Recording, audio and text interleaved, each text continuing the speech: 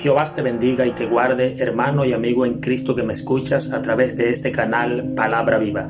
Quien te habla, tu hermano Germán Centeno, para la gloria y honra de nuestro Señor Jesucristo, predicador de su Evangelio. En esta oportunidad quiero compartir contigo un hermoso mensaje y me ubico para ello en el libro de Segunda de Samuel, capítulo 11, desde el verso 2 en adelante, que dice de la siguiente manera: Toma la palabra bajo la bendición del Padre, del Hijo y la unción y la guía de su Santo Espíritu, y dice: Y sucedió un día al caer la tarde que se levantó David de su lecho y se paseaba sobre el terrado de la casa real, y vio desde el terrado a una mujer que se estaba bañando, la cual era muy hermosa.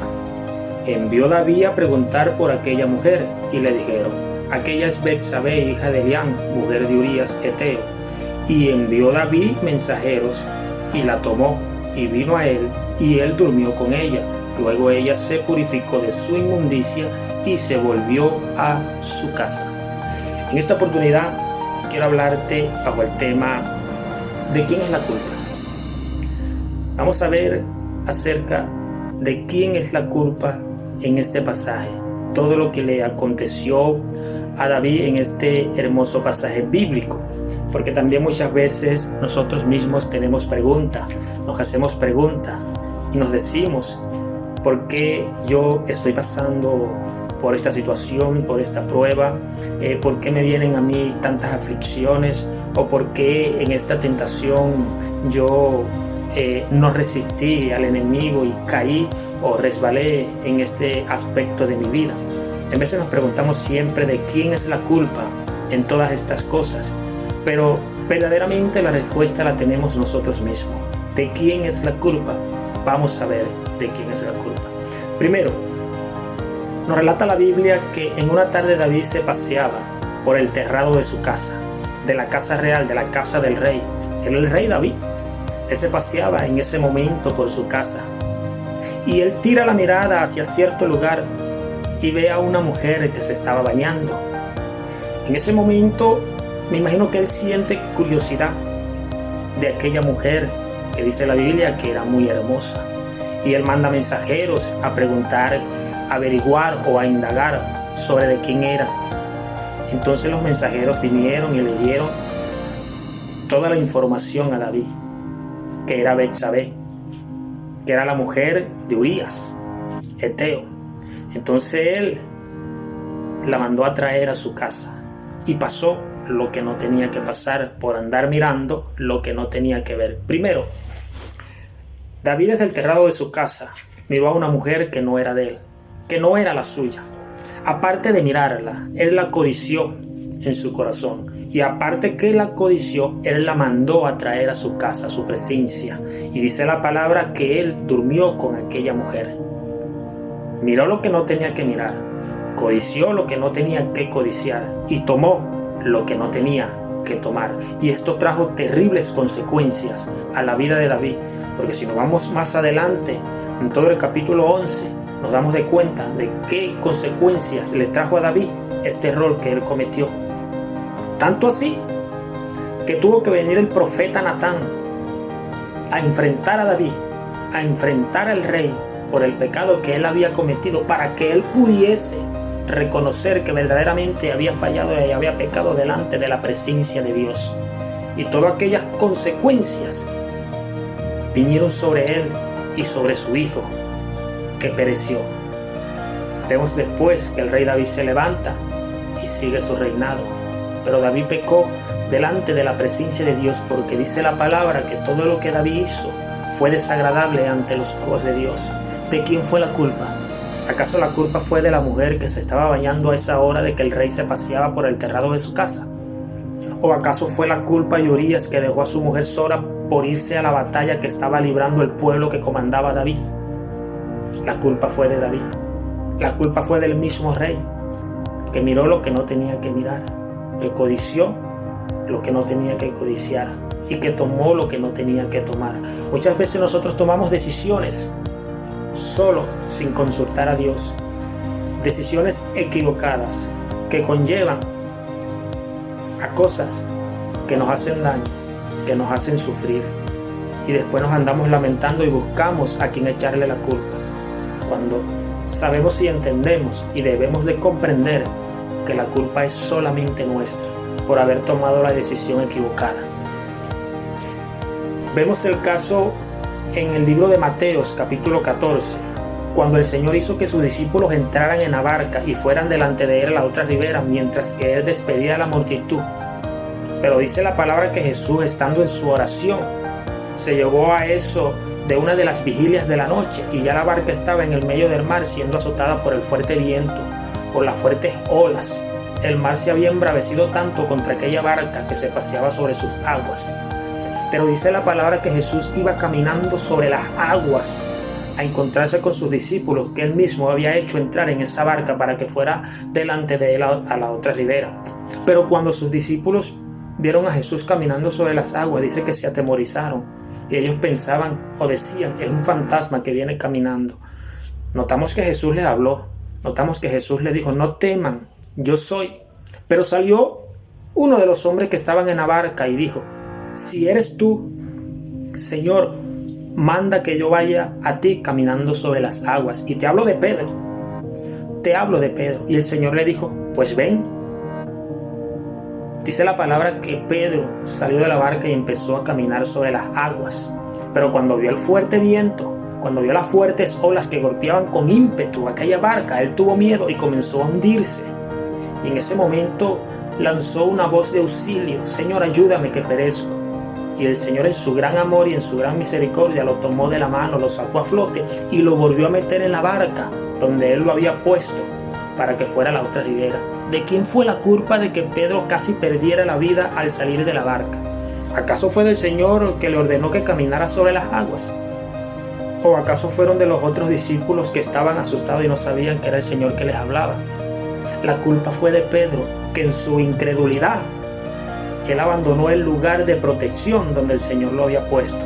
Muchas veces nosotros abandonamos el lugar donde Dios nos ha puesto por la incredulidad, porque no creemos de que Dios está con nosotros, porque en ese lugar donde Dios nos ha puesto, tú tienes que saber y entender de que te van a venir luchas, te van a venir pruebas, te van a venir aflicciones y van a golpear tu vida con ímpetu, tanto que vas a llorar, vas a sufrir, pero al final del camino tendrás la recompensa, porque nosotros somos como oro refinado en las manos del Señor. Y si el oro se tiene que pasar por el fuego para ser probado, para ver su pureza, cuánto más nosotros también seremos probados en este camino, para ver si verdaderamente nuestra fe está en el Señor.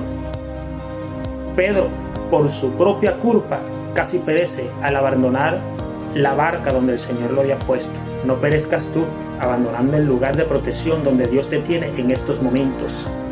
Y ese lugar que tú ocupas en la iglesia es un lugar de honra que Dios te ha dado a ti. Así que sigue adelante, sigue luchando y aférrate más de Dios. Aférrate a las Escrituras. Afírmate en lo que es la palabra del Señor, en la lectura, en la oración.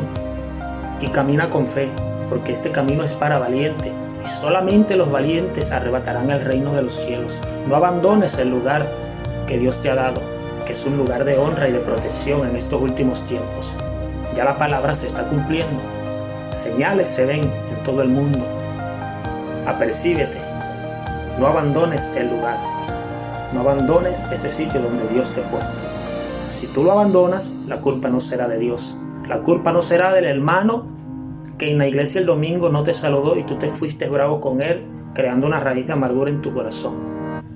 La culpa será tuya. La culpa solamente será tuya si abandonas ese lugar. Notamos también en el libro de Josué, capítulo 7, cuando este pueblo fue a la toma de Jericó, se le dieron órdenes precisas de que no tomasen nada de aquel pueblo, de aquella ciudad, porque era anatema delante de los ojos de Dios. Solamente algunas cosas de los tesoros ellos iban a tomar para llevarlos a los tesoros del Señor.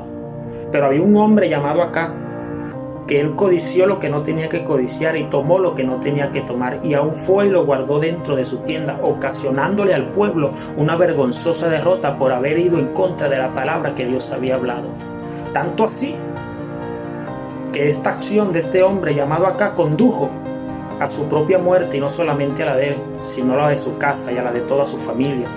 Dice la palabra que fueron sacados fuera del campamento y fueron apedreados, fueron muertos en aquel lugar. Muchas veces las decisiones que nosotros vamos a tomar determinarán nuestra vida o nuestra muerte espiritual. Sí, nuestra vida o nuestra muerte espiritual. La responsabilidad de tener una vida consagrada delante de la presencia de Dios es mía, es tuya.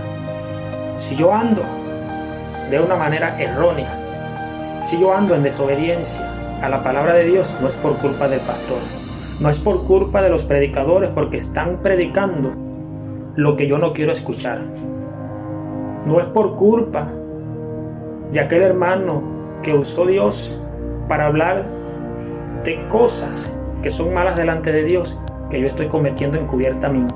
No es culpa de ese siervo que el Señor está usando. No es culpa de los predicadores que están predicando lo que tú no quieres escuchar, sino que están predicando la verdad que Dios ha puesto en su boca para que le hable al pueblo.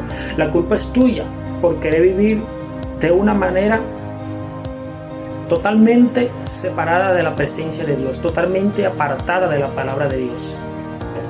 Entendamos y comprendamos que nosotros somos atraídos y seducidos cuando, conforme a nuestra propia concupiscencia, somos llevados por el poder de la carne a cometer el pecado.